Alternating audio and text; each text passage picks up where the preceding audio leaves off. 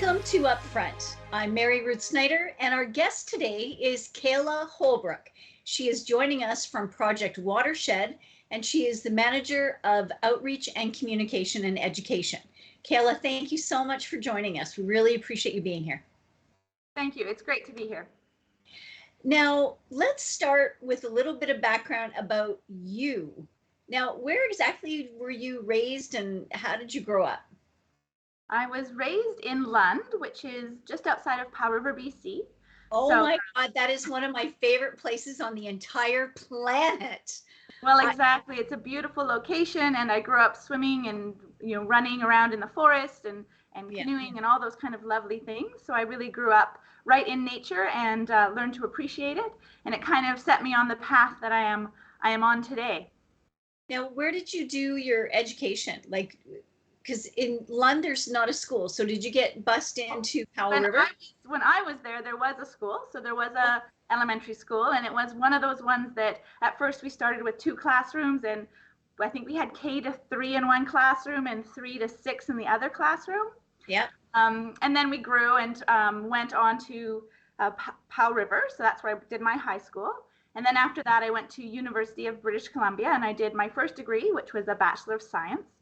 And then I took some time off and traveled the world. And then after that, I came and did my master's degree at Lincoln University and Göttingen University in Germany. So I did a master's of international nature conservation, again, on this whole environmental conservation issues. Right. Awesome. Now, when you were, where is Lincoln University? Lincoln University is in New Zealand. So it was an international, the course itself was international in the sense that I got to study at New Zealand as well as in Germany. And then I did my thesis for my master's here back in Powell River. So it was I looked at different topics concerning conservation all over the world.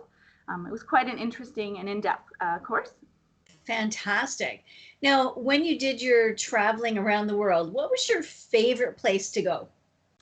Oh, that's a really difficult one. I took a year to do different environmental volunteering in different countries.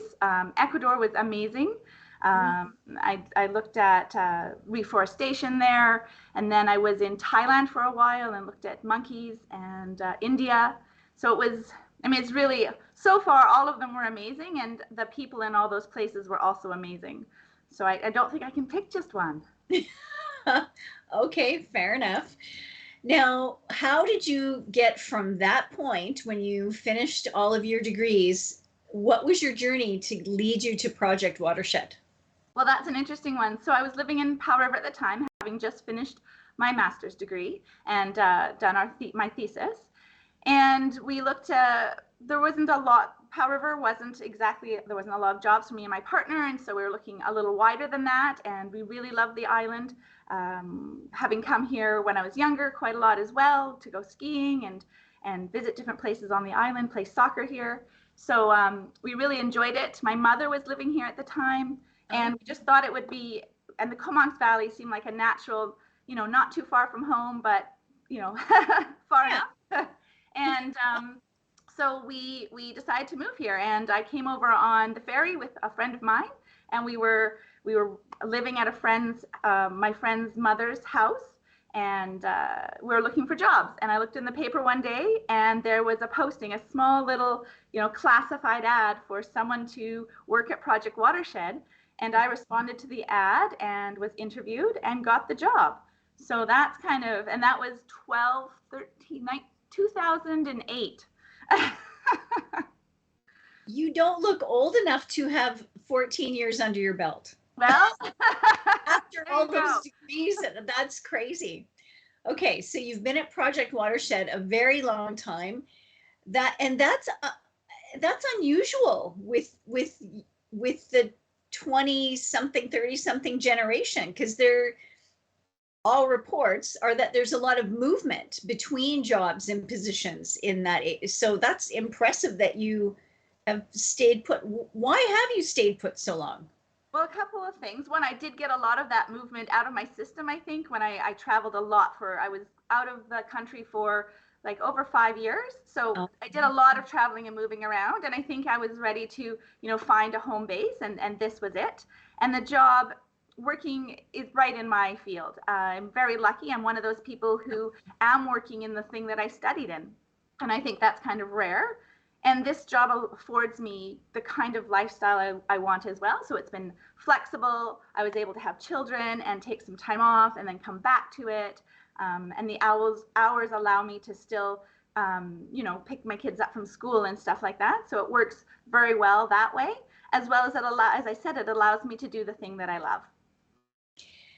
Now, what would you say that your personal opinion is of where the world is right now at this moment in time with regards to climate change?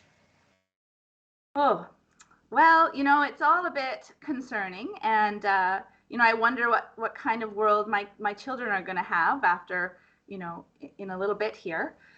But so, definitely deeply concerned and worried, but feeling that what I need to do then is all that I can to help that world be better, so that there is things and that my children can do and participate in and see, so that they can bring that forward in their life as well. So I think that while I'm very concerned about the issues that are facing us in terms of climate change, I think that working local is the best that we can do. So that's what I'm devoting my life to, and I think it's keeping me going. Now, what would I mean, we're seeing absolutely just, again, another year of, on top of at least a couple of years of just crazy, inexplicable weather. We've had cold, rainy weather for 8 months running, and we're almost going into the 9th month here. They're calling it an El Nino year. But in talking to some of the farmers, their fear is we're going to go right from winter and flip the switch come July into heat with no spring to speak of. They can't get in the fields. They can't do their planting. There's just, it's seeming to most of us that all of these challenges are being amplified and they're almost insurmountable.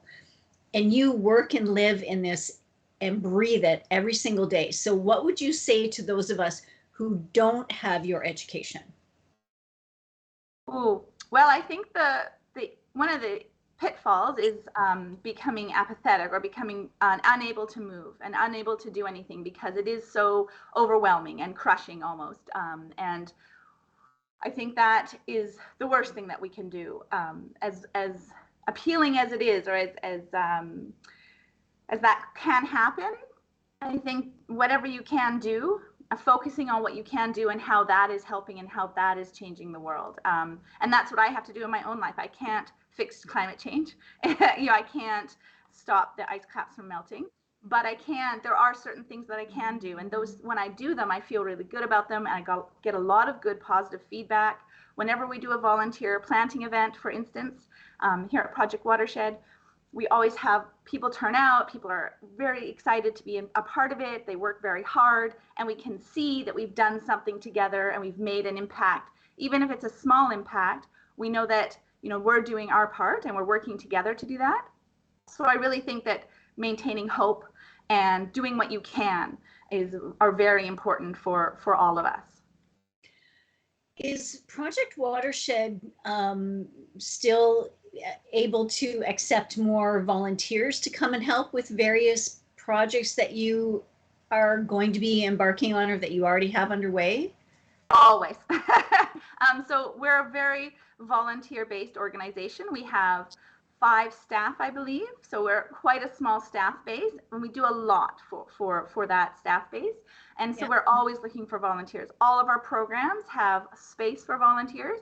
We've got volunteers planting, helping with education programs, doing education at public events like booths, or helping us run fundraisers. There's a multitude of ways that people can get involved and volunteer with Project Watershed. And if everyone gives a little bit, then we have a lot, right? So a lot of our volunteers can only come out a couple times a year. But if we have many of those people, then we've got lots of hands to help with the work. You mentioned education programs. Can you talk a little bit about that? What aspect you're involved in the education? Oh, definitely. So the education we've got a variety of ways that we work with education.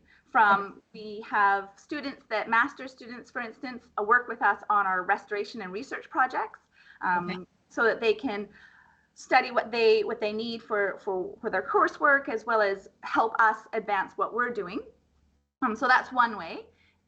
We also have programs that we work with school children, and I head those. So this year we're going to take out over 250 children, and what we do is we go first to their classroom, and I give them a presentation about the estuary and watersheds and how everything's connected, and then we actually go out to a location and see those things in person and learn about them and interact with them, and sometimes, if possible, we do some kind of maintenance or stewardship activity so that they're involved in not only learning about what this is, as well as maintaining it and help keeping it living.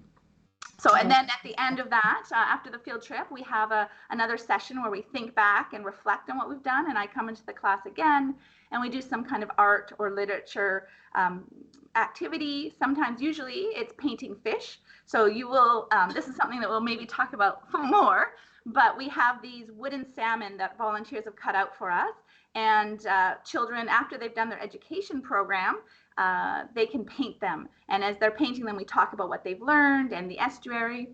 And specifically in relation to Kus Kus Sum, which is a project that one of our big ambitious projects that we're working on right now, we talk about how that has influenced the estuary and how changing it back to natural habitat will affect the estuary. And so they paint these salmon, and then people in our community can donate $25, and those salmon get put up on the fence at Kus Kus Sum. And so they can see, and then they can drive by and see that. And so they're a part of the whole thing, because these children, a lot of them were born after the sawmill shut down. So they've never seen it as anything else. So I think this will be a really good thing for them to be involved with, to see that we can go backwards or forwards, depending how you look at it. Like, we can take something that has been degraded heavily and then return it back to nature, and it can become a productive part of our community. So that's kind of a big part of our community education, and we're really looking to expand on that. And we've put a couple of grants in to expand our education program to work with kids in their classrooms and get them outside and get them experiencing nature and stewarding it. We really need, at Project Watershed, really feel that passing on a culture of stewardship is very important. A lot of our volunteers are seniors, and it's important to us, all of us, to make sure we have a younger generation grow up to fill all these places that we are of our older stewards. So that's part of our education program. All right. Well, that is fantastic. Now, do you find that after you do those events of involvement with the students, do you find that they then want to come with their families and volunteer? Like, is there any flow over into the volunteerism from that outreach that you're doing? A little bit. I think families are really busy. We do have some of the older students then coming out and volunteering with us. So in high schools, we've got a couple of the high schools will come out and do volunteering with us. So that we've seen some spillover there. And we have had people come out and volunteer, especially with our shoreline cleanup we do every year. We've got families that I've been part of their education in the school year. And then when we have our shoreline cleanup, I see those same families come out with their children and help clean up the shoreline. So there is some spillover, yes. Okay. How long has Project Watershed been a nonprofit entity? When did it come into establishment? So it came into establishment in 1993. So Project Watershed has been around for a long time. And so as most its 30th year next year. Yes, awesome. It is. So we've been around for a long time, and we've always been concerned with the watersheds of the Comox Valley. And one of the hashtags that's floating around right now is "We Share a Watershed," and that's part of, we feel the very same way. Like, we're all part of keeping it living, which comes from a Kwakwala word, Kwakwalakwa, and that is that we have a positive, ongoing relationship with our environment, a sustainability principle, basically. So we really feel that's an important part of what we do, and working with the community to do that. All right, so let's talk about your biggest project that you've ever undertaken, and maybe you can walk us through how it started, the steps that brought you to where you are today, and what's next. Okay, so as I mentioned, our biggest project to date is Kus Kus Sum, or Sum, which comes from a First Nations village that was across from the site. So Sum, from the 1940s, was a sawmill site. So the field sawmill moved from Arden Road down to the estuary on Comox on the Courtney River, and set up site there. And over the years, it got bigger, it expanded, it got more industrial, and it became quite a industrial sawmill. Now, before the sawmill was there, the Kus Kus Sum site was natural habitat and what we call tidal wetland. So a tidal wetland is a very important habitat type, and it's one of the ones over all the coast here on BC and into the Salish, all the Salish Sea, that is declining. It's beautiful habitat, but it's also a great place to live and have farms and all those kind of things. So coastal, so this tidally influenced riparian habitat is super important, but we've seen it disappearing. And this is what happened when Field Sawmill landed there. They took up the area, and they were a sawmill for up until early 2000s. And in the early 2000s, the mill was shut down, and the operations were closed, and it was, shut down completely. And they weren't going to do a sawmill there anymore. They took all the equipment off. They took all the buildings off, except for the office building, and left it basically what we thought of as a parking lot. And so in 2006, the field sawmill, which is what we feel to be located right in the heart of our community, as well as it's along the Courtney River, which all the salmon runs that go up to the Browns and up to the Puntledge, they all have to go by that area. Oh, okay. So it's a very important habitat, and it's right next to an estuary. And estuaries are extremely productive, some of the most productive places on Earth. They've got a whole bunch of habitats. They've got this freshwater and saltwater, super productive, super important. And so this area sat barren for quite a long time, years and years. And then in about 2008, Project Watershed did Heart of the Watershed Symposium, or a Watershed Symposium. That's what it's called. And we looked at all the different issues in the watershed and in the estuary, and this became one of the pieces that a whole bunch of the people from the community were really interested in and seeing something happen with. It had been sitting since 2006. It was now 2008. There was no plans to do anything else with it that were coming to fruition. Right. And so what could we do with this piece of land? And returning it to nature came forward. And this had also been recommended by various people within different industries since they were, as it was closing down and once it closed down. And so a lot of people in the community were really behind that, and we had this symposium, and it really came forward that this is something the community would really support. Out of that, we formed the Estuary Working Group, and this is basically when I got involved with Project Watershed. So I came right at that time when we'd just had this symposium. We were really focusing more energy on the estuary, and this was one of the things that we thought needed to happen. We then did I was just going to say, at what point did the Comox First Nation come to the table to work with you? That was much later. So we had to work with. First, we did a look at the estuary as a whole to look at all the different pieces, like all the things that, if we had all the money and time in the world and we could fix them all up to make our habitat in the estuary super productive, what would those projects be? And field sawmill was one of them. But being that it was quite a large habitat, as well as owned by Interfor, it was not at our top of our priority list yet. So we had other priorities that we worked on first. One of which being there's a lagoon in the Air Park Lagoon. So we breached that to get fresh water and make that lagoon better habitat. So we did some of those projects, and then we thought, this is a really important habitat, and a few key things happened. Tim Ennis, who came onto our board, and he had worked in Campbell River, and he had got Bakey Slough, helped Bakey Slough get returned to natural habitat. So there was a log sort there, as you probably know. And so there was a lot of work done in that area. It was very expensive, but the city of Campbell River was really behind the project, and it's a very great success story. And now it's beautiful, functioning habitat in the Campbell River estuary. So he had this knowledge and the contacts to know how to move forward on this. And so with him, with us, and with the Comox First Nation, so then we had already started talking to the Comox First Nation and working with them on different restoration projects in the estuary. Yeah.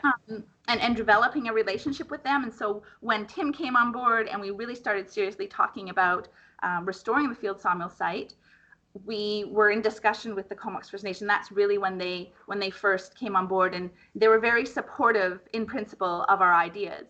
And at the beginning, this was very far-fetched in a way, because the property was worth millions of dollars, and we're a small 4 or 5 person staffed nonprofit.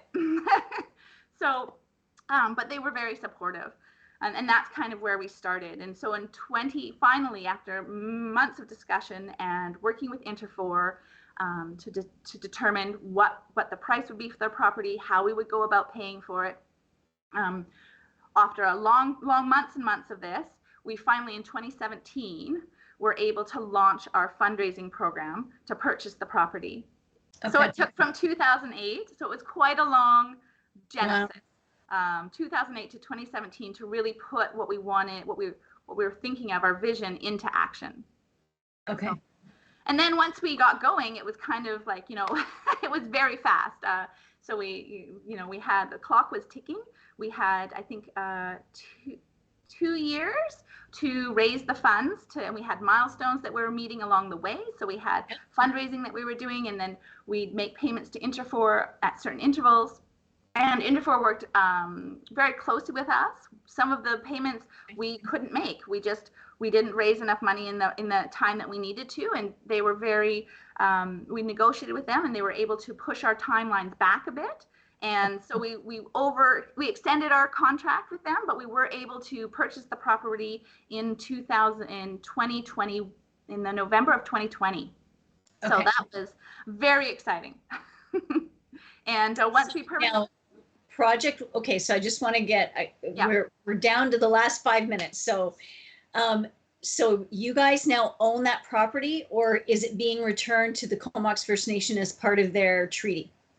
So we were holding it in trust, and the Comox First Nation and the City of Courtenay are working together to create agreements on how they're going to own that property jointly, which is kind of a new thing, and it's a historical milestone in our reconciliation process here. Wonderful. Okay. And so they're working together, and they will be the owners of the property, and the idea being that the KFN, the Comox First Nation, will be the final owners in full. Okay. Excellent. Now, here's my question.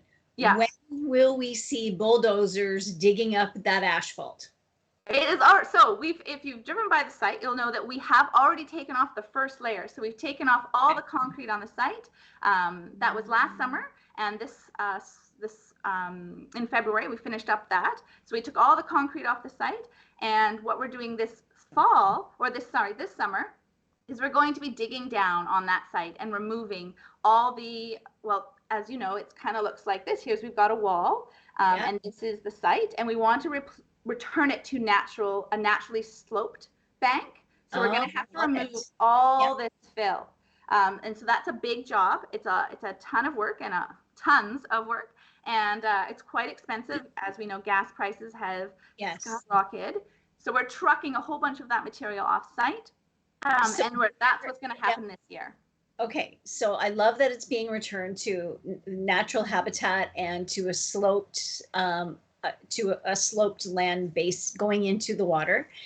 Where is all of that soil? Is it contaminated?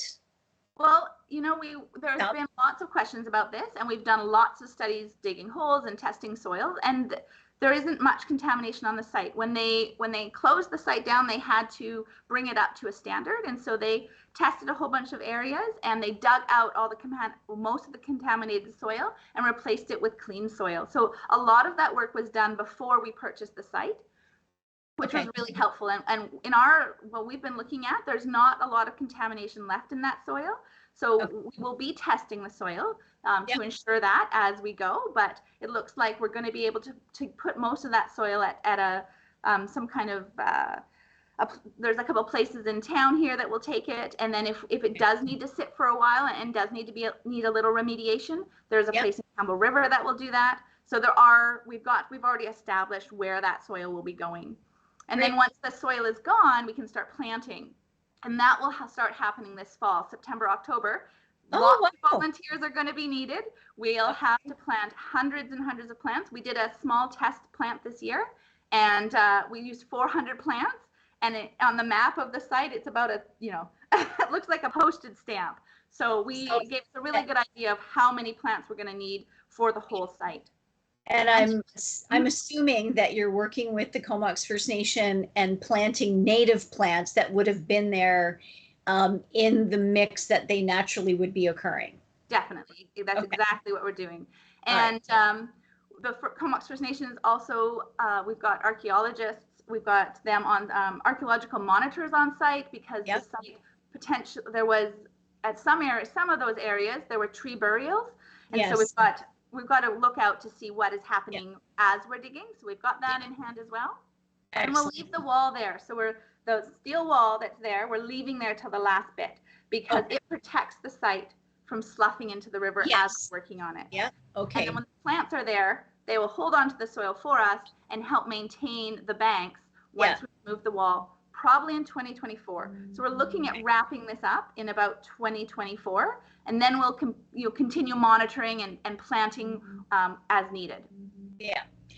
All right. Well, Caila Holbrook, thank you so much for walking us through all of that. It has been an absolute pleasure to talk to you and to learn all about the project, how it's unfolding. If you would like to volunteer for Project Watershed, call the phone number that is on the screen, visit their website, which is also on the screen, and Caila and her team will be more than happy to have you join their team as a volunteer. Caila, thank you so much for joining us on Upfront today. Thanks so much for having me. This has been lots of fun. Thanks for joining us for Upfront. We will see you again.